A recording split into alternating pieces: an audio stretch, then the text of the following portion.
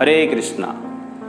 Today we are going to discuss verse number 14 from Srimad Bhagavad Gita chapter 2. Matra sparsastu konteya sitoshna sukha dukkhada agama payina nityaha tamatatiksha bharatam.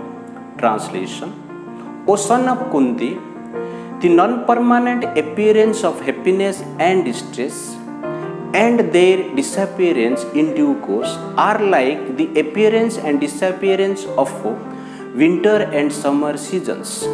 They arise from sense perception. O Ocean of Bharat, one must learn to tolerate them without being disturbed.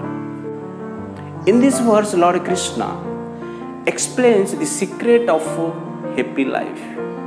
One has to tolerate the situations of this material world. There will be some difficulties in life and there will be some happy situation in life. But one has to tolerate the happiness and distress both to be happy in our life. We have to execute our responsibilities in difficult situation and in happy situations.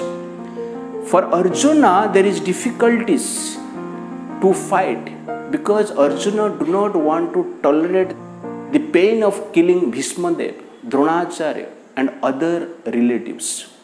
Arjuna has to tolerate the difficulties of pain arise from the killing of their relatives. He has to fulfill his responsibilities. Therefore, we have to tolerate the pains to fulfill our responsibilities, to execute our responsibilities.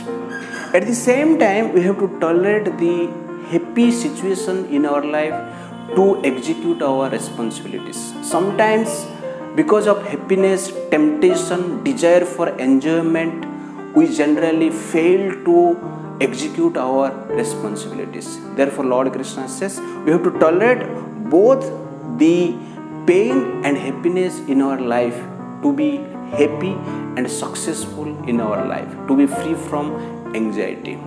Therefore, the rate of our life is decided by the ability to tolerate the difficulties and happy situation in our life.